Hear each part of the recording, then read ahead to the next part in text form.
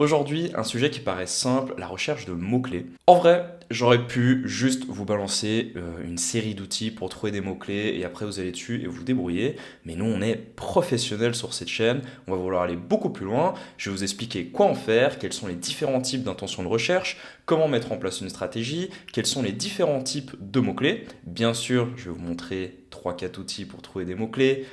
Ne vous en faites pas. Et après, à la fin, je vais vous dire exactement quoi faire avec ces mots-clés.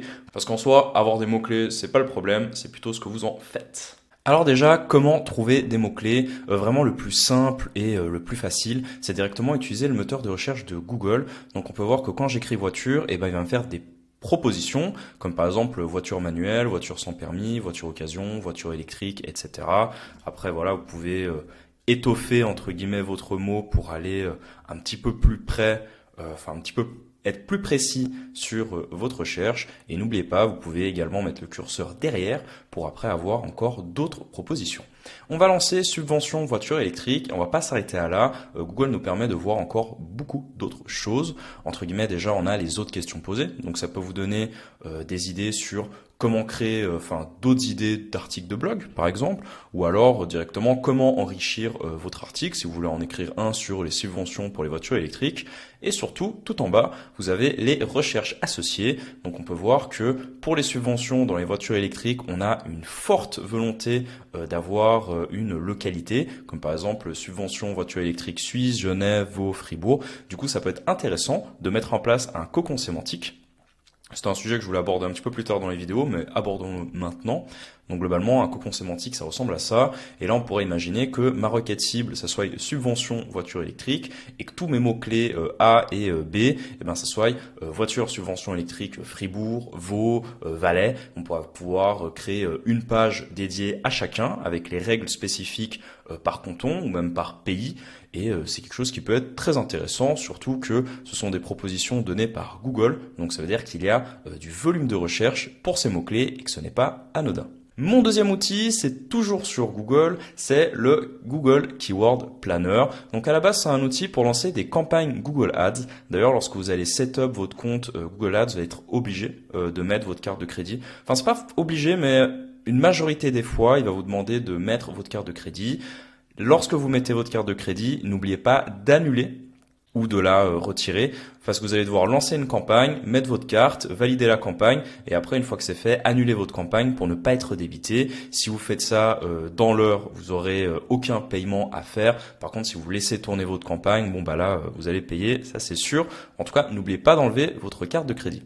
Une fois que c'est fait, vous allez pouvoir arriver sur cette page-là. Donc globalement, voilà, quand on va pouvoir rentrer notre mot-clé. Là, j'ai mis voiture. On va avoir toutes les suggestions de mots-clés en bas.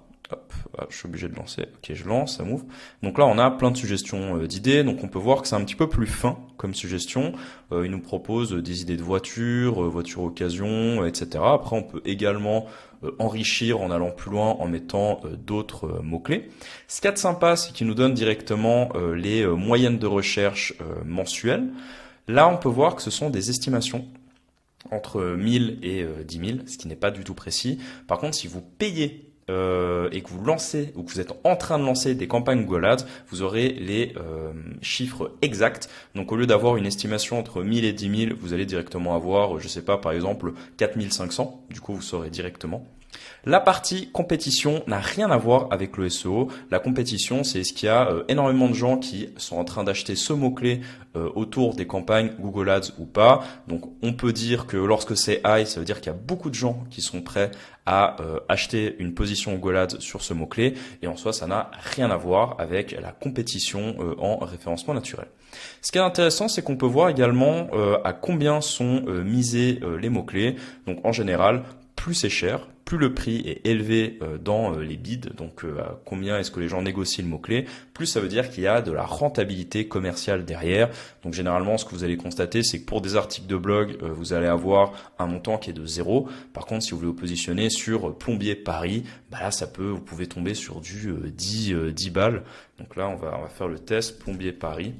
Hop, donc là on lance le test avec Plombier Paris et effectivement on peut voir que le mot-clé Plombier Paris peut atteindre les 6 francs 77, ce qui donne à peu près 6 euros par clic, ce qui est énorme. Mais ça prouve également que la rentabilité derrière est super élevée. Si vous positionnez en référencement naturel sur Plombier Paris, vous êtes bien. Pour le troisième, j'avais hésité avec Reddit, mais on va se contenter de Quora. Donc Reddit, c'est vraiment mon réseau social forum préféré, et Quora, c'est un petit peu dans le même style, sauf que la différence, c'est que Quora, vous avez une version française, tandis qu'en Reddit, c'est quasiment que de l'anglais, c'est que de l'anglais même. Et donc c'est un petit peu le même exercice, on va écrire directement voiture. Par contre, on n'aura pas votre mot-clé plutôt, ou en tout cas un mot-clé qui vous intéresse, votre thématique, etc. Et après, on va arriver sur tout un tas de sujets de forum, ou en tout cas des questions posées par les gens. Je sais pas trop comment décrire ça. Et vous allez pouvoir voir qu'est-ce que les gens recherchent, ou en tout cas écrivent sur Quora pour faire des recherches, dans le sens où on peut voir que ici on a un billet de forum, la voiture électrique est l'avenir, que disent les sceptiques pour décourager les gens d'en acheter. Donc voilà, c'est un mot-clé que on ne trouverait pas grâce à Google ou alors à Google Keyword Planner. Et du coup, ça peut être intéressant de complétez votre recherche de mots-clés avec Google Keyword Planner, qui sont beaucoup plus mécaniques, beaucoup plus mathématiques, j'ai envie de dire, dans la recherche de mots-clés, avec quelque chose de beaucoup plus naturel, en allant directement là où les personnes posent des questions. Ce que je vous conseille de vérifier, c'est directement l'âge de la question. Donc voilà, la personne a posé la question il y a 4 ans. Il faut vérifier que c'est toujours pertinent aujourd'hui et ça vaut la peine d'investir dans la rédaction d'un article de blog. On peut également voir les votes positifs, les commentaires et les partages. Donc là, il n'y a pas de partage, mais on peut voir que par exemple, lorsque vous achetez votre prochaine voiture, choisirez-vous une voiture électrique ou à essence. On peut voir qu'il y a eu 14 votes positifs, 5 commentaires, 2 partages. Ça veut dire qu'il y a eu quand même pas mal d'engouement. Ça peut être intéressant. On peut voir que ça a été fait le 28 septembre, donc il y a 3 mois. Ça veut dire que récemment, quelqu'un s'est posé la question. Super intéressant. Et après, on peut voir que la personne a détaillé sa demande, le match thermique électrique qui gagne avec des espèces de tableaux comparatifs. Enfin, entre guillemets, là, on a déjà une très bonne base d'articles. On pourrait presque juste le lancer dans une IA pour réécrire et ça nous fait un article pertinent dans le sujet. Et si après il y a des questions, généralement, on pouvait aller dans la section commentaires et après ils disent il faudrait creuser le problème des bornes de charge davantage. Donc ça veut dire que vous allez pouvoir reprendre ce qui a été fait pour créer votre article et en plus rajouter des sections sur les bornes de charge qui pourraient manquer. Donc ça peut être un super point. Je tiens quand même à mentionner que il ne faut pas copier-coller ce que les personnes ont écrit sur Quora. Il y a quand même un minimum de plagiat à respecter. Vous pouvez vous en inspirer, réécrire le contenu, le refaire à votre sauce. Mais en tout cas, ça peut faire un excellent point de départ pour construire votre article. Si jamais dans mon article, j'ai créé un article, vous avez le lien juste en dessous dans la description de ma vidéo, je vous présente 4 autres outils pour trouver des mots-clés. Donc si vous n'êtes pas satisfait de ce que je vous ai montré, vous en avez 4 autres qui sont tout aussi pertinents, voire même des pépites, comme par exemple le Bing Webmaster Tool, qui n'est quasiment jamais parlé et que moi j'aime beaucoup. Ensuite, là on a trouvé plein de méthodes. Il en existe plein pour trouver des mots-clés. Vous pouvez également utiliser votre cerveau. Voilà, je ne l'ai pas mentionné, mais votre cerveau, c'est un outil. Comment bien choisir ces mots-clés? Il faut savoir qu'il y a 4 grandes familles de mots-clés. Les informatifs, où généralement l'internaute va chercher des informations, donc c'est la partie blog. Il y a la partie commerciale, où en fait la personne connaît le produit mais souhaite avoir des conseils. Donc ça va être des articles comme par exemple sélection des top 10 des meilleures voitures, ou alors sélection des meilleures voitures à essence, etc. Ça va plutôt être genre des classements, des comparatifs, etc. Et ensuite, on a les requêtes transactionnelles. Donc là, la personne, elle sait exactement ce qu'elle veut. On va plutôt tomber sur des pages catégorie e-commerce où la personne, elle aura une sélection de produits et elle va pouvoir filtrer pour trouver ce qu'elle veut. Et la dernière, c'est la navigationnelle. C'est généralement lorsque une requête est accompagnée d'un nom de marque. Pour votre stratégie, je vous conseille d'utiliser les 4. Dans le sens où, pour la navigationnelle, ça peut être intéressant de créer des pages comme avis plus le nom de votre marque pour vous positionner en premier et pour que les personnes tombent sur votre site au lieu de tomber sur des comparateurs qui sont parfois, voire quasiment tout le temps, faussés. La partie informative pour la partie où les gens ils savent pas encore ce qu'ils veulent choisir. Du coup, ça peut être bien d'éduquer votre audience. Votre audience éduquée va se poser de plus en plus de questions et il va vouloir trouver les comparatifs des meilleurs produits. Donc ça peut être bien de créer également des classements sur vos services et vos produits. Et après, en dernier, vous avez la partie transactionnelle où là vous avez soit votre page de vente produit, soit une page catégorie e-commerce et où vous voulez vendre votre produit. Il faut savoir que dans vos mots-clés, vous avez un peu 4 grandes stratégies de mots-clés. Donc vous avez ce que je vous ai dit avant avec directement les intentions de recherche, mais en fait vous pouvez également les combiner avec une stratégie. Donc soit des mots-clés longue traîne, donc ça va être des recherches très grandes, comme par exemple t-shirt, voiture rouge de la marque Ferrari. Donc ce sont souvent des requêtes avec moins de volume de recherche, mais également moins de concurrence. Vous avez les mots-clés événementiels, par exemple voiture rouge pour sortie pour la Saint-Valentin, par exemple la meilleure voiture pour la Saint-Valentin ou la meilleure voiture pour une sortie à Noël, enfin peu importe, ça va être lié à un événement, ça peut être soit un événement calendrier, soit alors ça peut être un concert ou alors une manifestation, enfin ça peut être beaucoup de choses. Vous avez les mots-clés evergreen, donc un mot-clé evergreen c'est un mot-clé qui est constamment recherché sur Google, quelle que soit la période de l'année. Ça on pourrait avoir comme par exemple où acheter des lunettes. Voilà. Et les personnes vont écrire cette recherche un petit peu tout le temps. Donc c'est des mots-clés qui vont permettre d'avoir du trafic régulier sur votre site internet et pas par saisonnalité. On s'imagine bien que si on est positionné sur mon mot-clé plus Saint-Valentin, vous aurez beaucoup de visites en février, mais très peu en été.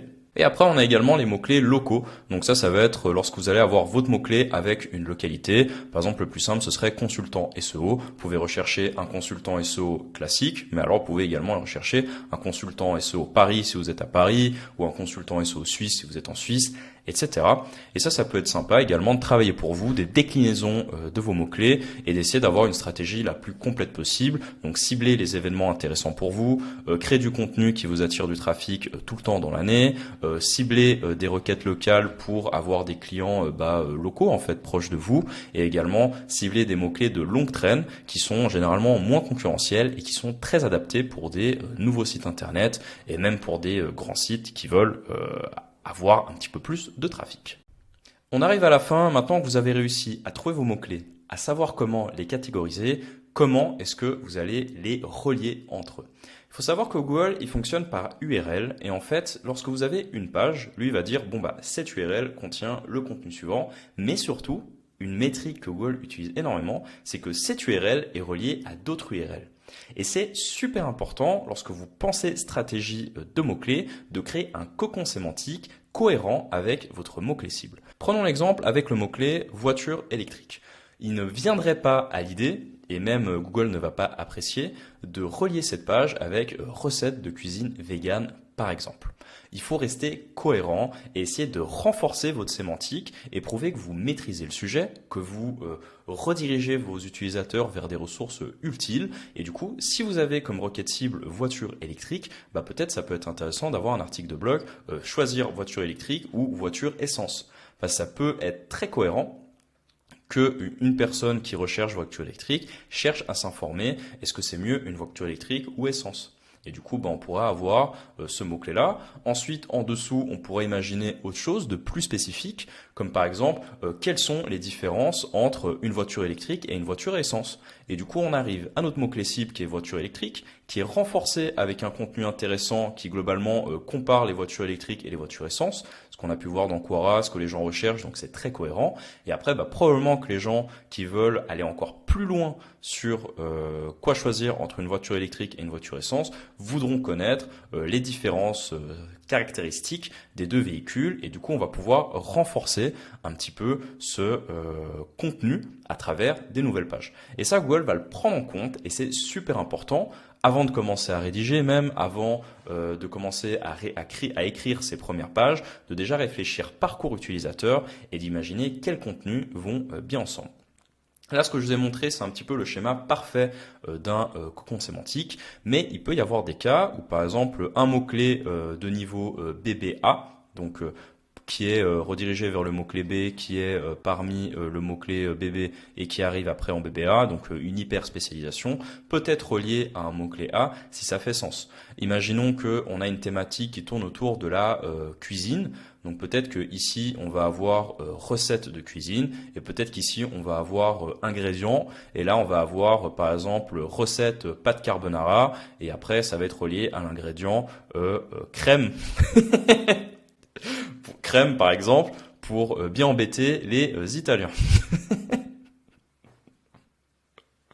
Bon bref, j'espère que mes explications ont été claires et que vous réfléchirez à 2 fois avant de trouver des mots-clés et que vous mettrez en place une stratégie cohérente avec vos mots-clés. Comme d'habitude, j'espère que cette vidéo t'a plu. Tu peux en regarder une autre ici pour en apprendre toujours plus sur le référencement naturel. T'abonner à ma tête si tu souhaites ne louper aucune vidéo. Apparemment, il faut aussi activer la cloche, c'est super important pour le référencement. Mais bref, si tu aimes mes vidéos, je t'invite à allumer la cloche. Tous les mercredis, une nouvelle vidéo. Et puis sinon, à bientôt.